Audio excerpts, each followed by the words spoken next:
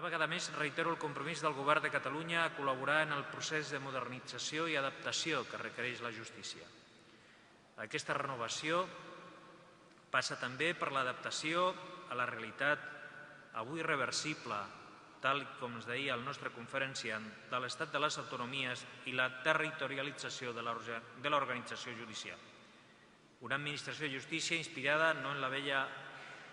lògica de l'estat unitari, centralitzat i uniformista, sinó en la lògica de l'estat democràtic, descentralitzat, autonòmic i constitucional. El desenvolupament i progressiva aplicació del títol tercer de l'Estatut del 2006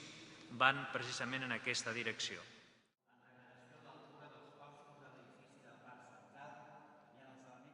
I fem, doncs,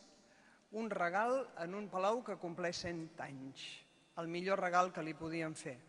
que és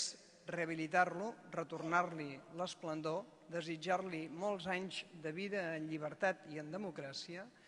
i demanar que els alts òrgans del Poder Judicial de Catalunya, que tindran la seva seu en aquest palau rehabilitat, projectin cap enfora la força, la il·lusió i la modernització que el poble que va fer possible la construcció d'aquest palau i el poble, és a dir, la ciutadania que fa possible les inversions de modernització de la justícia i la rehabilitació d'aquest palau, gaudeixin, tinguin el servei públic de qualitat que la justícia d'avui i que cada ciutadà i cada ciutadana es mereix.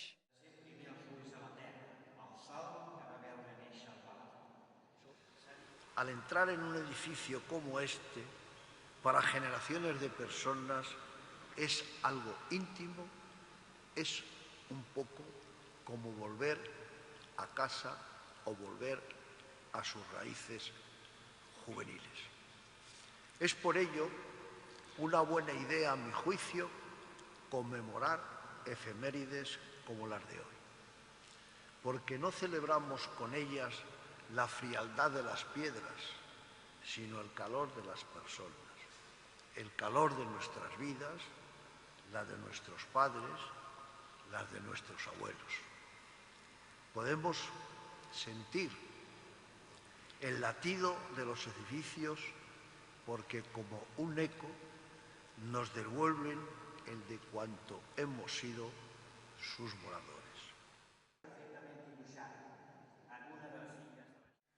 Durant un segle, les columnes d'aquest gran saló de passos perduts, les parets de les diferents sales de vistes, han estat testimonis muts de la història de Catalunya i d'Espanya. Molts han estat els processos judicials que s'han vist i resolt en aquest palau, incomptables les històries i tragèdies humanes que s'han viscut,